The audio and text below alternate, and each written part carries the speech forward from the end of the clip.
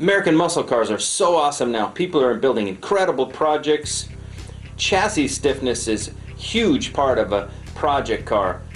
We're going to show you how to put our subframe connectors in, which tie the rear suspension with leaf spring pickup points to the front subframe area. Our subframe connectors arrive to you 100% powder coated for great rust prevention. It's important to grind this powder coat off so the weld will stick. You can use a round file or flat file to accomplish this task.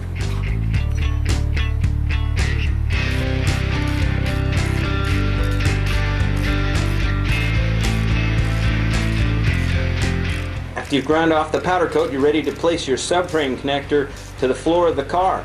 It might be necessary to remove the fuel lines. Next step is to place the subframe connector onto the rear leaf spring mount area. We'll take a scribe to mark the area because this will have to be ground off. Have to grind off the old undercoat, the old paint. It's important to do the best job possible here because then the weld will penetrate to the chassis.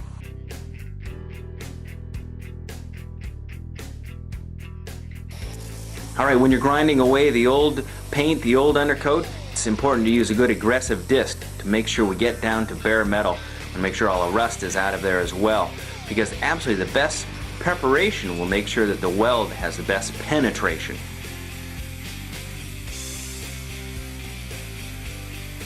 Need to be patient. Make sure that you get all the old stuff off the car because again, preparation is everything in this step.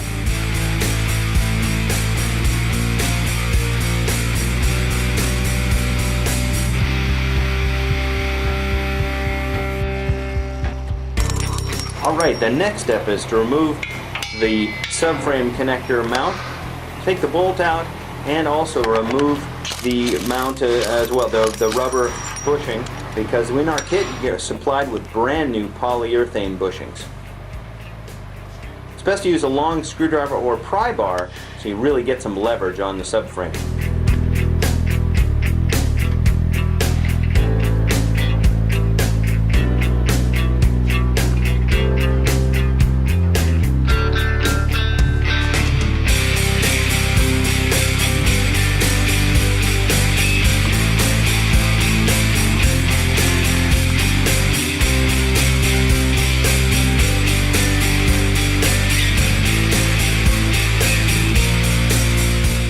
Alright, next it's time to install the new subframe bushing.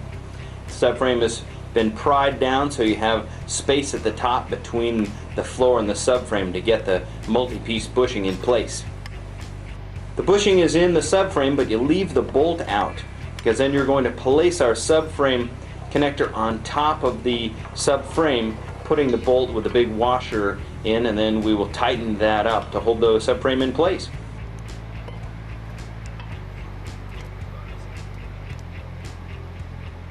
With the subframe still loose, we slide our subframe connector onto the subframe, place the bolt in, make sure that the back of the subframe connector is up against the leaf spring mount, and we'll take our air gun or just a normal ratchet and snug down the bolt in the subframe connector. Alright, now the fun begins. Let the sparks fly. We use a transmission jack to snug up our subframe connector to the rear leaf spring mount.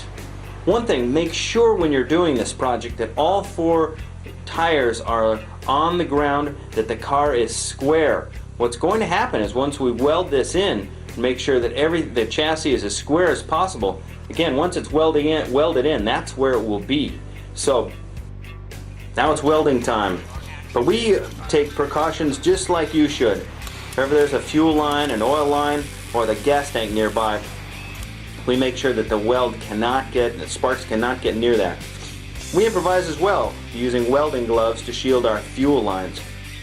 First step is to put a few tack welds on, then look, make sure that the subframe connector is square in the chassis and so on, and also that something is not burning. Then it's time, once you've done your tack welds, to go back, weld up the subframe connector completely. Now that's nice welding. Everything's square, it looks good.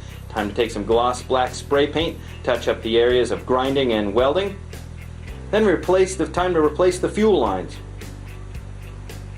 Make sure everything is there. This is a good time to check the fuel lines to make sure nothing has been crimped or there's not a cut in it and so on.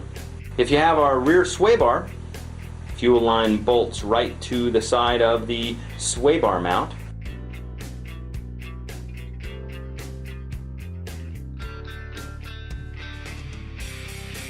Alright, the back is all set, looks good.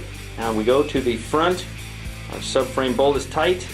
Now it's time to mark the sides of the subframe connector where we will then drill out the subframe so that we can bolt in the front. Our subframe connectors are bolt-in, so you can always take the subframe out of your car. We put extra bolts in the side for the utmost in chassis rigidity. Here we're using a unibit to enlarge the size of the hole. Now of course, before you drill the second hole, make sure the bolt goes through and everything is square again, and then drill the rest of your holes.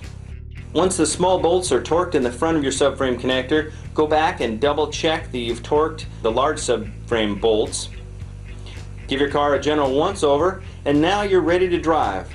You'll notice a huge difference with our subframe connectors installed.